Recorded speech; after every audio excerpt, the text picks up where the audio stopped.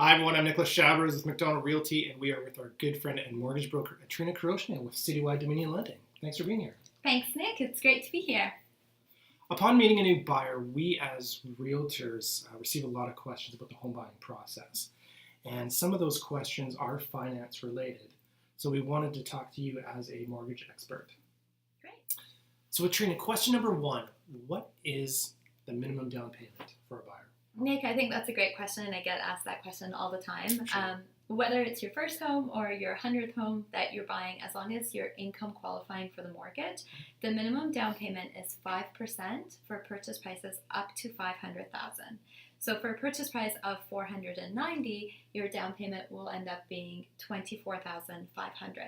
Okay. If the purchase price is over $500,000, then it's calculated a little bit differently. So it's 5% on the first $500,000, and then 10% anything over that. So for an example of purchase price of $650,000, your down payment would be minimum $40,000 that's required.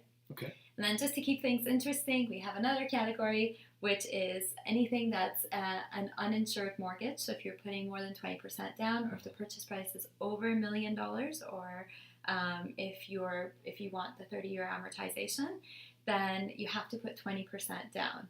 Okay. So anything over $1 million, you have to put 20% down. And just to keep it extra interesting, if the purchase price gets really, really high, if we're talking multiple millions, then the lenders will use a sliding scale and scale that mortgage back, so you have to put more down payment. Okay, that's fantastic.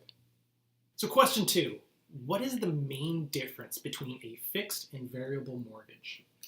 I get asked that question all the time, and I think that's really good to talk about that question. With a fixed mortgage, your payments stay the same for the entire term of your mortgage. So whether that's a 2-year term, a 3, 4, 5-year term, even if the rates go up and down, your payments stay the same. So it's kind of nice. It creates that peace of mind for you, and it creates that security that your payments are the same.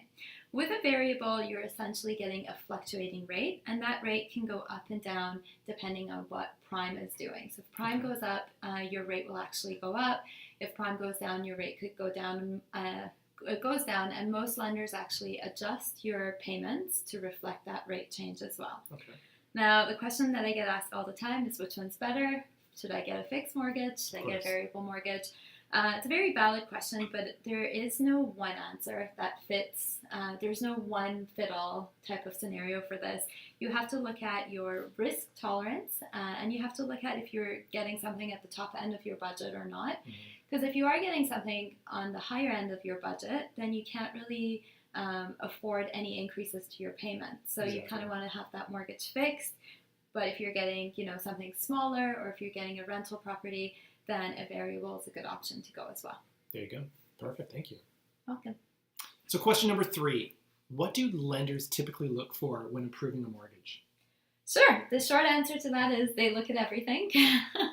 They look at your credit, income, down payment, and of course property. And They look at all of those things because they want to assess risk, looking at your ability to use and repay credit.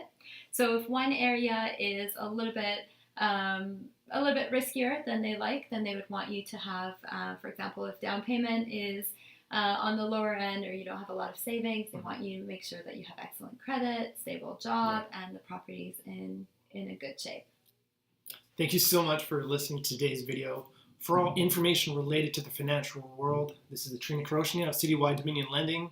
For all news and insights in real estate, I'm Nicholas Chabros with McDonald Realty. Don't forget to leave comments and questions below, and subscribe to my YouTube channel. Have a great day.